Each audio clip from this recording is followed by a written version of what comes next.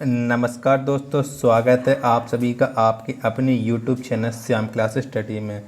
साथियों, आज के इस वीडियो में यूपी परीक्षा में पूछे जाने वाले जीके जीएस के 37 अति महत्वपूर्ण प्रश्नों का प्रैक्टिस सेट लेकर के आया हूं, जो आने वाले यूपी पुलिस परीक्षा 2023 के लिए अत्यंत महत्वपूर्ण प्रैक्टिस सेट है। अगर आप लोग यूपी पुलिस में वर्दी पाने का सपना देख रहे हैं तो आप लोगों को हमारे इस प्रैक्टिस सेट में 37 में से कम 25 तो आपको हर हाल में सही करनी होगी। अगर आप इससे कम स्कोर कर पा रहे हैं तो अभी आपको और ज़्यादा मेहनत करने की ज़रूरत है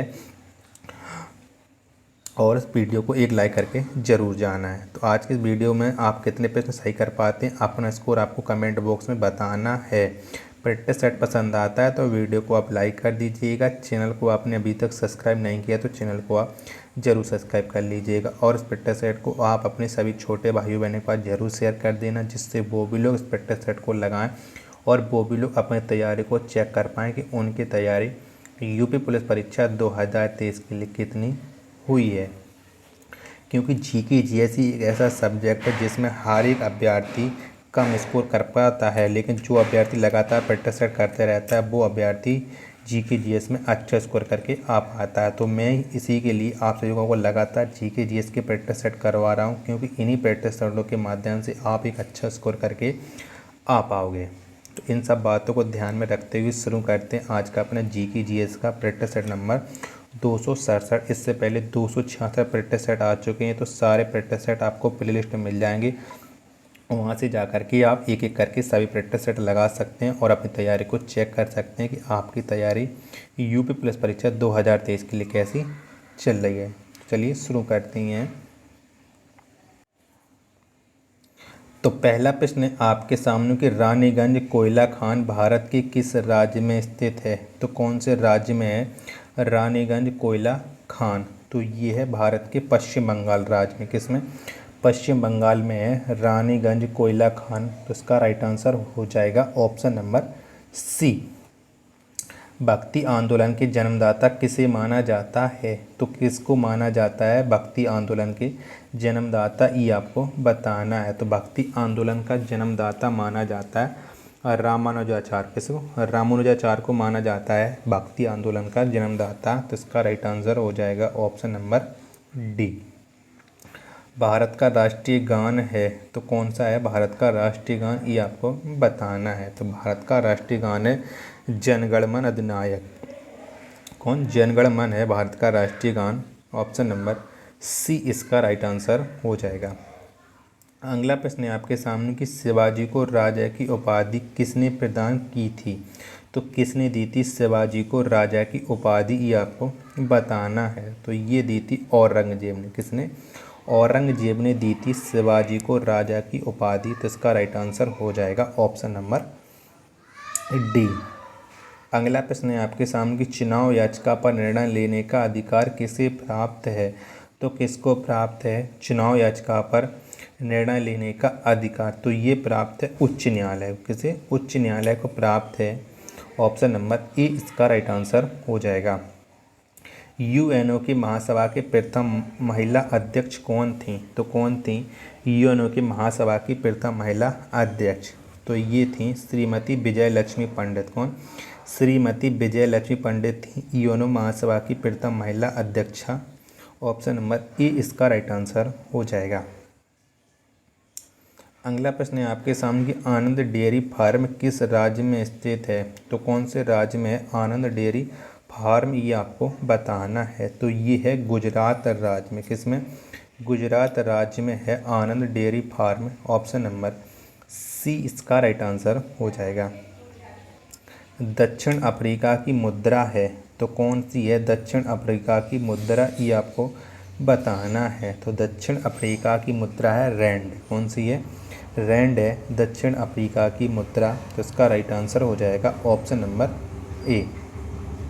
ज्ञानपीठ पुरस्कार जीतने वाली प्रथम महिला कौन है? तो कौन है ज्ञानपीठ पुरस्कार जीतने वाली प्रथम महिला?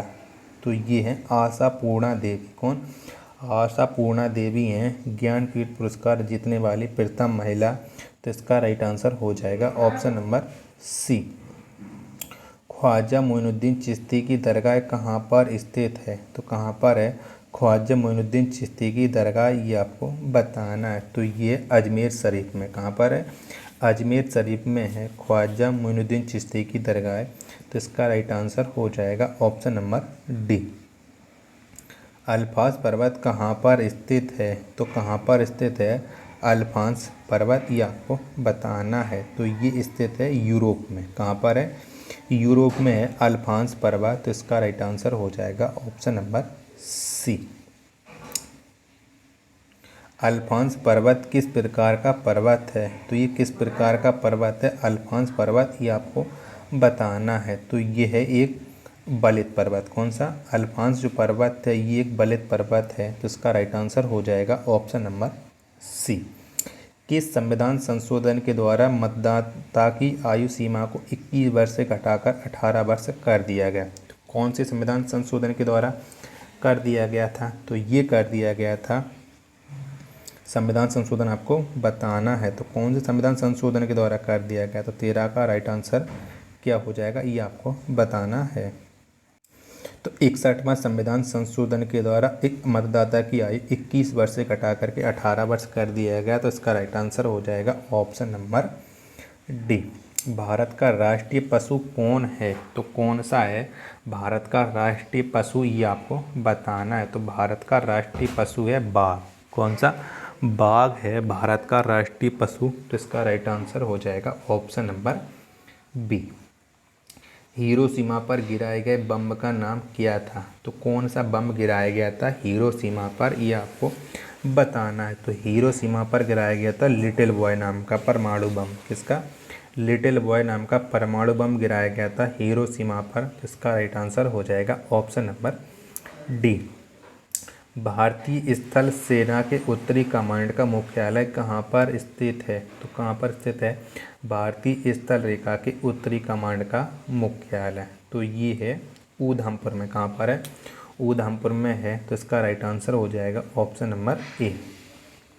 थियोसोफिकल सोसाइटी का अंतर्राष्ट्रीय मुख्यालय कहाँ पर स्थित है? तो कहाँ पर स्थित है थियोसोफिकल सोसाइटी का अंतर्राष्ट्रीय मुख्यालय? तो ये स्थित है अडयार में। कहाँ पर है? अडयार में है। तो इसका राइट आंसर हो जाएगा ऑप्शन नंबर सी। अंग्रेजों का प्रथम संघर्ष किस मुगल शासक के साथ हुआ था? तो किस मुगल शासक के साथ हुआ था अंग्रेजों का प्रथम संघर्ष? तो ये हुआ था औरंगजेब के साथ। किसके? औरंगजेब के साथ। ऑप्शन नंबर डी इसका राइट आंसर हो जाएगा। विलायत खां का संबंध किस वाद्य यंत्र से है? तो कौन से वाद्य यंत्र से है विलायत खां का संबंध, ये आपको बताना है। तो विलायत खां का संबंध है सितार से। किससे? सितार से है विलायत खां का संबंध। तो इसका राइट आंसर हो जाएगा ऑप्शन नंबर सी।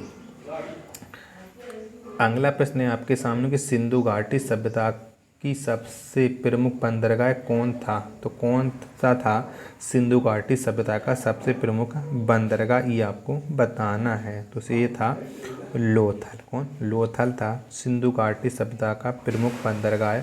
ऑप्शन नंबर डी इसका राइट आंसर हो जाएगा। शिव कुमार शर्मा का संबंध किस वाद्य यंत्र से है? तो कौन से वाद्य यंत्र से है शिव कुमार शर्मा का संबंध? तो इसका संबंध है संतूर वादन से। कैसे? संतूर वादन से है शिव कुमार शर्मा का संबंध। ऑप्शन नंबर ए इसका राइट आंसर हो जाएगा। अगला प्रश्न है आपके सामने कि सिद्धार्थ किस महान व्यक्ति के बचपन का नाम है? तो किनका ये बचपन का नाम है सिद्धार्थ, ये आपको बताना है। तो सिद्धार्थ ये बचपन का नाम है गौतम बुद्ध का। किसका? गौतम बुद्ध का है। तो इसका राइट आंसर हो जाएगा ऑप्शन नंबर सी। संथाल विद्रोह के प्रमुख नेता कौन थे? तो कौन थे संथाल विद्रोह के प्रमुख नेता, ये आपको बताना है। तो संथाल विद्रोह के प्रमुख नेता थे सिंधु एवं कान्हू। कौन? सिंधु एवं कान्हू थे संथाल विद्रोह के प्रमुख नेता। तो इसका राइट आंसर हो जाएगा option number A. Pandit Hariprasad Chaurasia का संबंध किस वाद्य यंत्र से है? तो कौन से वाद्य यंत्र से है पंडित हरिप्रसाद चौरसिया का संबंध? तो इनका संबंध है बांसुरी से। किससे? बांसुरी से है हरिप्रसाद चौरसिया का संबंध। तो इसका राइट आंसर हो जाएगा ऑप्शन नंबर सी। शेयर बाजार का नियंत्रण किसके द्वारा किया जाता है? तो किसके द्वारा किया जाता है शेयर बाजार का नियंत्रण, ये आपको बताना है। तो ये किया जाता है सेबी के द्वारा। किसके? सेबी के द्वारा किया जाता है शेयर बाजार का नियंत्रण। ऑप्शन नंबर बी इसका राइट आंसर हो जाएगा। हल चलाने के निशान हड़प्पा सभ्यता के किस स्थल से प्राप्त हुए हैं? तो कहाँ से प्राप्त हुए हैं हल चलाने के निशान? तो ये प्राप्त हुए हैं कालीबंगन से। कहाँ से? कालीबंगन से प्राप्त हुए हैं हल चलाने के निशान। ऑप्शन नंबर डी इसका राइट आंसर हो जाएगा। अगला प्रश्न है आपके सामने कि बीमा क्षेत्र का विनियमन कौन करता है? तो कौन करता है बीमा क्षेत्र का विनियमन, ये आपको बताना है। तो ये करता इरडा। कौन करता? इरडा करता है बीमा क्षेत्र का विनियमन। ऑप्शन नंबर ए इसका राइट आंसर हो जाएगा। पंचायत और नगरपालिका चुनाव कौन करवाता है? तो कौन करवाता है पंचायत और नगरपालिका का चुनाव? तो ये चुनाव करवाता है राज्य चुनाव आयोग। कौन? राज्य चुनाव आयोग करवाता है पंचायत और नगरपालिका का चुनाव। ऑप्शन नंबर डी इसका राइट आंसर हो जाएगा। भारत सरकार का प्रथम विधि अधिकारी कौन होता है? तो कौन होता है भारत सरकार का प्रथम विधि अधिकारी, ये आपको बताना है। तो ये होता है महान्यायवादी। कौन? महान्यायवादी होता है भारत सरकार का प्रथम विधि अधिकारी। तो ऑप्शन नंबर बी इसका राइट आंसर हो जाएगा।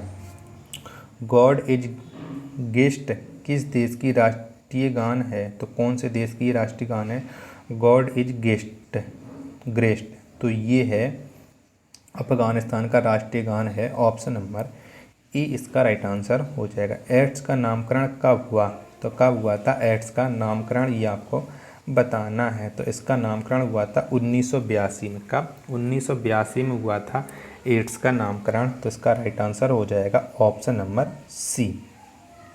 डेंगू ज्वार किसके कारण से होता है? तो किसके कारण से होता है डेंगू ज्वार, ये आपको बताना है। तो जो डेंगू ज्वार है ये होता है वायरस के कारण। किसके? वायरस के कारण होता है डेंगू ज्वार। ऑप्शन नंबर बी इसका राइट आंसर हो जाएगा। आहार नाल में स्टार्च के पाचन में अंतिम उत्पाद है। तो कौन सा है आहार नाल में स्टार्च के पाचन में अंतिम उत्पाद? तो ये है माल्टोस। कौन सा? माल्टोस है। ऑप्शन नंबर ए इसका राइट आंसर हो जाएगा। मृत्यु दंड पाए अपराधी को क्षमादान करने की शक्ति किसको है? तो किसको है मृत्यु दंड माफ़ करने का अधिकार या शक्ति? तो ये प्राप्त है राष्ट्रपति को। मृत्यु दंड की जो अपराध है उसे क्षमा कर सकता है राष्ट्रपति। तो ऑप्शन नंबर डी इसका राइट आंसर हो जाएगा। अगला प्रश्न है आपके सामने कि निम्नलिखित में से कौन एक सरोद वादक है? तो इनमें से कौन सा एक वो व्यक्ति है जो सरोद बजाता है? तो ये है अमजद अली खां। कौन? अमजद अली खां। इनका संबंध है सरोद वादक से। ऑप्शन नंबर ए इसका राइट आंसर हो जाएगा। सरकारी नौकरियों में आरक्षण किस अनुच्छेद के आधार पर प्रदान किया जाता है? तो कौन से अनुच्छेद के आधार पर सरकारी नौकरियों में आरक्षण मिलता है? तो ये मिलता है अनुच्छेद 16 के 4 के अनुसार। किसके?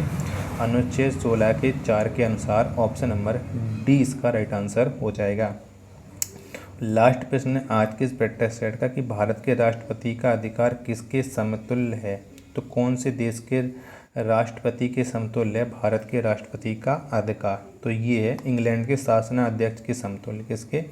इंग्लैंड के शासनाध्यक्ष के समतुल्य है राष्ट्रपति का अधिकार। ऑप्शन नंबर सी इसका राइट आंसर हो जाएगा। तो अब आप बताइए कि आपने हमारे 37 प्रश्नों के प्रैक्टिस सेट में कितने प्रश्न हैं जो सही किए और ये प्रैक्टिस सेट आपको कैसा लगा? प्रैक्टिस सेट पसंद आया हो तो वीडियो को आप लाइक कर देना। चैनल को आपने अभी तक सब्सक्राइब नहीं किया तो चैनल को आप ज़रूर सब्सक्राइब कर लीजिएगा। मिलते हैं अपन नेक्स्ट वीडियो तथा नेक्स्ट प्रैक्टिस सेट में। तब तक के लिए धन्यवाद। जय हिंद मेरे प्यारे साथियों।